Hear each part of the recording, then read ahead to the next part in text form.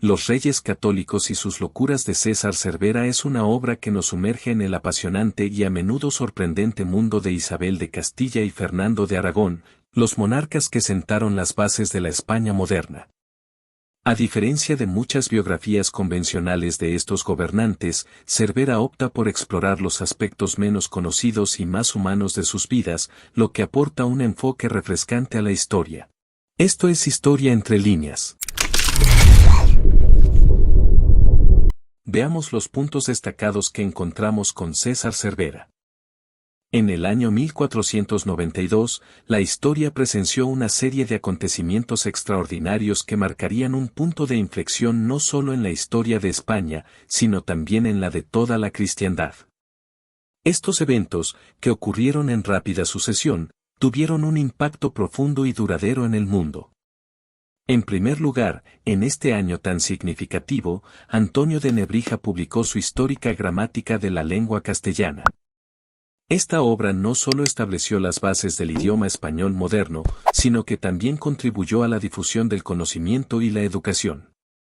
Al mismo tiempo, 1492 marcó el inicio de una nueva era geográfica con el viaje de Cristóbal Colón a América. El descubrimiento de este nuevo continente abrió horizontes inexplorados y cambió la percepción del mundo conocido. El año 1492 también fue testigo de la proclamación del Papa español Alejandro VI en Roma. Este hecho consolidó la influencia española en la Iglesia católica y en la política europea. Para completar esta serie de eventos, los Reyes Católicos concluyeron la larga conquista de Granada, recuperando así el último reducto musulmán en la península ibérica. Este logro representó la culminación de siglos de luchas y simbolizó la unificación de España bajo un solo reino. El año 1492 se destacó por una concatenación de hechos sin precedentes que transformaron la historia de España y la cristiandad. Desde la difusión de la lengua española hasta el descubrimiento de un nuevo continente, desde la consolidación del poder en la Iglesia hasta la culminación de la Reconquista, este año dejó una huella imborrable en el curso de la historia. La historia de Castilla en el siglo XV se desarrolla en un escenario complejo de conflictos internos y luchas por el poder.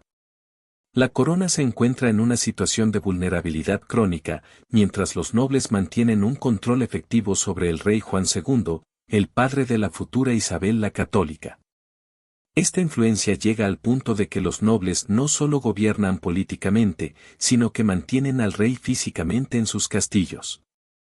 En este contexto de guerras intestinas y debilidad de la corona, Isabel y Fernando se enfrentan a un panorama desafiante tanto en Castilla como en Aragón.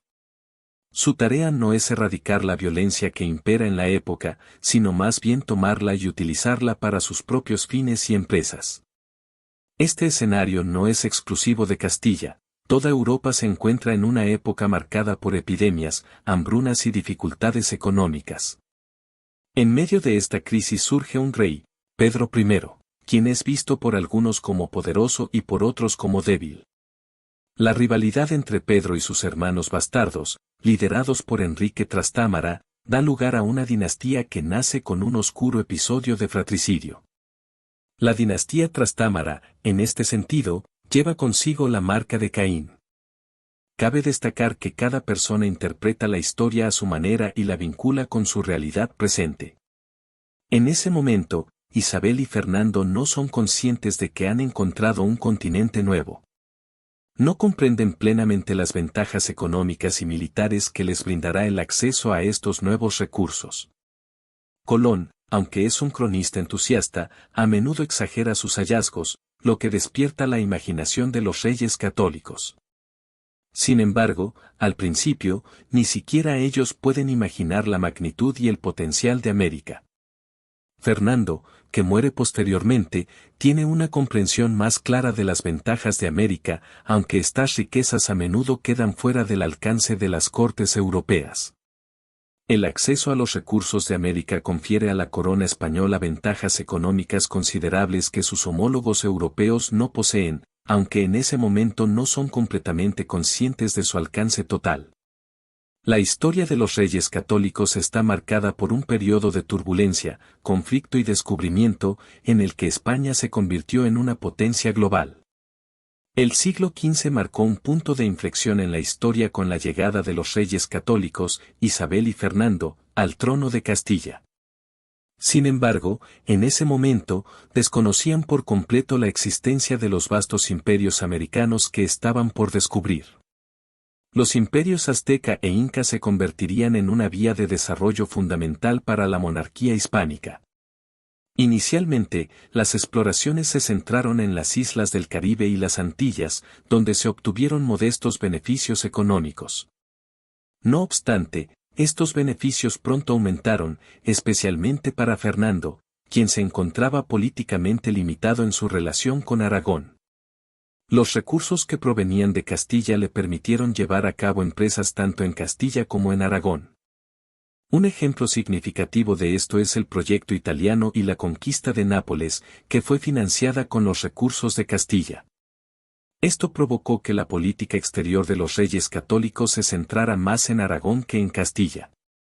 Los recursos de Castilla se demostraron ser valiosos para financiar sus empresas atlánticas y permitieron que avanzaran sin problemas. Contrariamente al mito de que tuvieron que empeñar sus joyas debido a la falta de fondos, la realidad es que no solo llevaron a cabo una expedición, sino que emprendieron muchas más. Tras el primer viaje de Colón, organizaron una expedición 5 veces más grande que la primera, lo que demuestra que tenían los recursos necesarios para desarrollar empresas que otros reyes europeos no podían siquiera imaginar. Otro aspecto fascinante de este periodo es la figura de Juana, la hija de los reyes católicos, que más tarde sería conocida como Juana la Loca.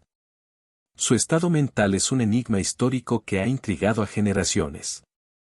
A medida que profundizamos en su historia, surgen más preguntas que respuestas. Algunos de sus comportamientos parecen indicar una locura transitoria, posiblemente causada por las múltiples tragedias que experimentó en un corto periodo de tiempo, la muerte de su marido, madre, hermanos y sobrinos. Sin embargo, también se plantea la posibilidad de que su supuesta locura haya sido aprovechada por sus familiares, como Fernando, Felipe y su propio hijo, Carlos. La verdadera naturaleza de su trastorno sigue siendo un misterio histórico, y su historia continúa desafiando nuestras interpretaciones y conocimientos actuales. Uno de los aspectos más destacados del reinado de los reyes católicos fue su enfoque en la administración y la política. A diferencia de otros monarcas que confiaban en la alta nobleza para gestionar los asuntos del reino, Isabel y Fernando tomaron un camino diferente. Optaron por dar poder a individuos como Cisneros y Hernando de Talavera, quienes tenían orígenes humildes y, en el caso de Cisneros, provenían de una familia conversa. Este enfoque representó un giro importante en la política de la época, ya que preferían apostar por nuevos ciudadanos en lugar de nobles con un linaje histórico destacado. Lo que hacía que estos personajes fueran especialmente idóneos para sus cargos era su destacado nivel cultural. Cisneros y Talavera eran hombres de gran erudición, lo que los convertía en figuras clave para el avance cultural y político del reino. La política de los reyes católicos se caracterizó por su cercanía a los súbditos. Cualquier castellano o aragonés que deseara conocer a los monarcas tenía la oportunidad de acercarse a ellos, ya que su corte era itinerante y celebraban audiencias públicas de manera constante. Los reyes católicos dejaron una impresión duradera en sus súbditos. Se les recuerda como monarcas cercanos, auténticos y accesibles, muy diferentes de los Habsburgo que les sucedieron. Con la llegada de Felipe I y, posteriormente, de Carlos I, quienes eran extranjeros y hablaban poco castellano, la añoranza por los reyes católicos se intensificó. Esto se manifestó en la rebelión de los comuneros, que reflejó el profundo deseo de recuperar la cercanía y la familiaridad que habían disfrutado bajo el reinado de Isabel y Fernando. La nostalgia por estos monarcas subraya su papel fundamental en la historia de Castilla y España, como líderes que no solo forjaron un nuevo rumbo político y cultural, sino que también dejaron un legado de autenticidad y proximidad con su pueblo. Un ejemplo es el mito de la poca higiene de estos reyes, totalmente desmentida. Es importante desentrañar los mitos que rodean a los reyes católicos, Isabel y Fernando, y mirar más allá de las interpretaciones anacrónicas. Uno de los mitos más arraigados es el de la obsesión de Isabel por la limpieza y el cuidado personal. Se ha sugerido que tenía un confesor, Hernando de Talavera, que la acusaba de prestar demasiada atención a su imagen y de bañarse con excesiva frecuencia. Sin embargo, estas acusaciones parecen ser parte de la propaganda de la época, en un contexto donde los musulmanes acusaban a los cristianos de falta de higiene. Esta imagen negativa de los cristianos se fue transmitiendo a través del tiempo. Otro mito común es la idea de que Isabel era una feminista, una figura que abogaba por la igualdad de género. Sin embargo, es importante entender que los conceptos de feminismo y roles de género eran muy diferentes en su época. Isabel no tenía una noción de feminismo como la entendemos hoy en día, y sus acciones estaban en consonancia con las ideas y normas de su tiempo. En cuanto a la santidad de Isabel, es un tema controvertido. La Iglesia tiene sus propias normas y criterios para determinar la santidad, pero juzgar su moralidad desde la perspectiva moderna sería injusto. Isabel tuvo que lidiar con circunstancias complejas y políticamente desafiantes. No podía permitirse ser una mujer ingenua y debió abrirse camino a través de las luchas políticas de su época. La percepción pública de los reyes católicos ha variado a lo largo de los siglos. En diferentes épocas, Isabel o Fernando han sido más populares o influyentes en la memoria colectiva. Su legado y mérito son complicados de separar, y la percepción cambia según el contexto cultural y político de cada época. Sin embargo, es esencial entender que ambos monarcas desempeñaron un papel fundamental en la historia de España, dejando un legado duradero y complejo que sigue siendo objeto de estudio y debate en la actualidad. Nos vemos en el próximo video.